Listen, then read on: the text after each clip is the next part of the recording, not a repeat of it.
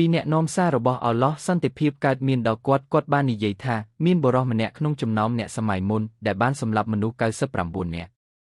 ខ្ញុំបានសម្លាប់មនុស្ស99នាក់ប៉ុន្តែសេចក្តីមេត្តាករុណារបស់ទ្រង់ធំជាងបាបរបស់ខ្ញុំហើយការអភ័យទោសរបស់ទ្រង់ក៏ទូលំទូលាយជាងឧក្រិដ្ឋកម្មរបស់ខ្ញុំដែរហើយឃាតករនោះបានចេញទៅស្វែងរកអ្នកណាម្នាក់ដើម្បីត្អូញត្អែអំពីការឈឺចាប់របស់ខ្លួនដើម្បីសារភាពកំហុសចំពោះអល់ឡោះនៅចំពោះមុខគាត់មនុស្សមួយចំនួនបានណែនាំគាត់ឲ្យទៅជួបបុរសម្នាក់ដែលបានរស់នៅដាច់ដោយឡែកពីគេក្បែរផ្ទាំងថ្មមួយដោយគោរពអល់ឡោះនៅក្រោមម្លប់របស់វា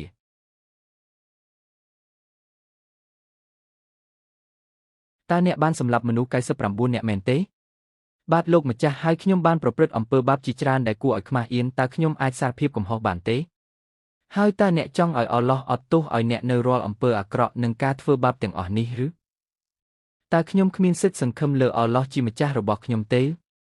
គ្មានការប្រែចិត្តសម្រាប់អ្នកឡើយជាមួយនឹងឧក្រិដ្ឋកម្មទាំងអស់ដែលអ្នកបានប្រព្រឹត្តនេះចុះតើសេចក្តីមេត្តាករុណារបស់អល់ឡោះដែលគ្រប់ដណ្ដប់លើអ្វីទាំងអស់នៅឯណាហើយតើអ្នកធ្លាប់អាណិតអាសូរមនុស្សទេដើម្បីឲ្យអល់ឡោះអាណិតអាសូរអ្នកណាដែលមិនអាណិតគេនឹងមិនទទួលបានការអាណិតឡើយប្រសិនបើអល់ឡោះអត់ទោសឲ្យមនុស្សដូចអ្នកផែនដីនេះច្បាស់ជាវិនាសហើយចូលថយចេញពីខ្ញុំទៅបរោះឲ្យសូមអល់ឡោះកុំអត់ទោសឲ្យអ្នកឡើយដរាបណាខ្ញុំគ្មានសង្ឃឹមលើសេចក្តីមេត្តាករុណារបស់អល់ឡោះទេហេតុអ្វីបានជាខ្ញុំមិនសម្លាប់អ្នកដើម្បីបង្គ្រប់100អ្នកទៅ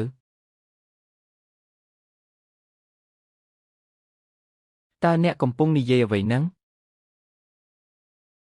ខ្ញុំនិយាយអ្វីដែលអ្នកបានឬនឹងឯងទេខ្ញុំមិនចង់ស្លាប់ទេខ្ញុំមិនចង់ស្លាប់ទេហើយតាមរបៀបនេះបុរសនេះបានបំផ្លាញខ្លួនឯងដោយសារតែកង្វះចំណេះដឹងរបស់គាត់នៅពេលដែលគាត់បានទូចបិទទ្វារនៃការប្រែចិត្តចំពោះមុខឃាតករម្នាក់ដែលចង់ប្រែចិត្តចំពោះអល់ឡោះហើយឃាតករដែលសម្លាប់មនុស្ស100នាក់នោះបានត្រឡប់ទៅសួរនាំមនុស្សម្នាអំពីអ្នកប្រាជ្ញបំផុតនៅលើផែនដីក្រែងលោកគាត់អាចណែនាំផ្លូវត្រូវដល់ខ្លួនដើម្បីឲ្យគាត់អាចប្រែចិត្តនៅចំពោះមុខលោកបានមនុស្សម្នាក៏បានណែនាំគាត់ឲ្យទៅជួបអ្នកប្រាជ្ញដ៏សុចរិតម្នាក់ដែលរស់នៅក្នុងខ្ទមមួយនៅជីក្រុងសូមប្រាប់ការពិតដល់ខ្ញុំផងតើខ្ញុំអាចប្រែចិត្តបានទេហើយតើអល់ឡោះនឹងអត់ទោសឲ្យខ្ញុំនៅរាល់អំពើបាបទាំងអស់នេះដែរឬទេបាទកូនប្រុសឲ្យតើមានអ្វីមករារាំងអ្នកមិនឲ្យប្រែចិត្តទៅខ្ញុំបានសម្លាប់មនុស្ស100នាក់អំពើបាបមិនអាចមករារាំងរវាងអ្នកបម្រើនិងការប្រែចិត្តរបស់គាត់ឡើយប៉ុន្តែខ្ញុំបានប្រព្រឹត្តអំពើអាក្រក់ហួសហេតុនិងបានធ្វើឲ្យមនុស្សម្នាភ័យខ្លាចច្រើនណាស់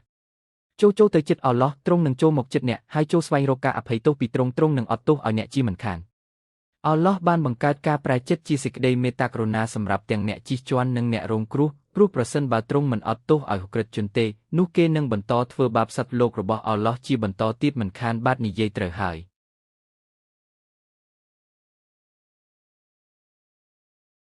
គុំយំអីកូនប្រុសអើយគុំយំអីគុំយំអីកូនអើយគុំយំអីព្រោះសេចក្តីមេត្តាករុណារបស់អល់ឡោះជាម្ចាស់គឺធំធេងណាស់ដែលមនុស្សអាចលាងជម្រះបាបកម្មនិងកំហុសឆ្គងរបស់ខ្លួនបានថ្ងៃនេះអ្នកប្រៀបដូចជាទើបតែនឹងកើតជាថ្មីម្ដងទៀតអញ្ចឹង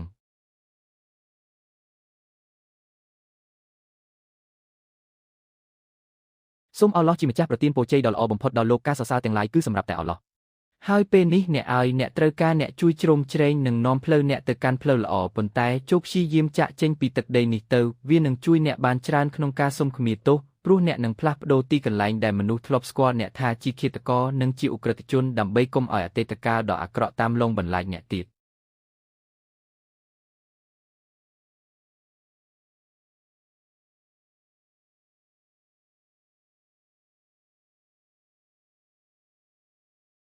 បាទ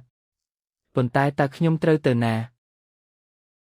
ខ្ញុំសូមណែនាំឲ្យអ្នកធ្វើដំណើរទៅកាន់ទឹកដីដែលនៅពីក្រោយភ្នំនោះវាជាទឹកដីដែលពោពេញដោយសេចក្តីល្អហើយមានមនុស្សគោរពអល់ឡោះជាម្ចាស់យ៉ាងពិតប្រាកដចូលទៅគោរពនិងសារភាពកំហុសជាមួយពួកគេចុះ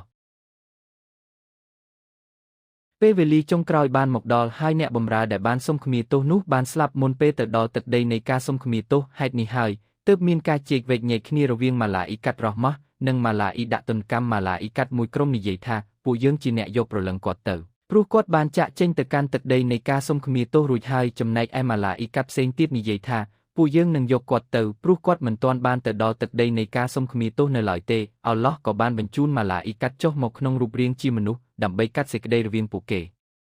ការកាត់សេចក្តីគឺត្រូវវាស់ចម្ងាយដីដើម្បីមើលថាតើអ្នកស្លាប់នៅជិតទឹកដីនៃការសុំខមាទោសឬនៅជិតទឹកដីនៃអំពើបាបជាងឥឡូវនេះពួកយើងបានបញ្ជាក់ច្បាស់ហើយថាអ្នកបម្រើដែលបានសុំខមាទោសនោះនៅជិតទឹកដីនៃការសុំខមាទោសជាងតែមួយចំអាមប៉ុណ្ណោះចូលនាំគាត់ទៅកាន់ឋានសួគ៌និងទៅកាន់សេចក្តីមេត្តាករុណារបស់អល់ឡោះជាម្ចាស់ចុះ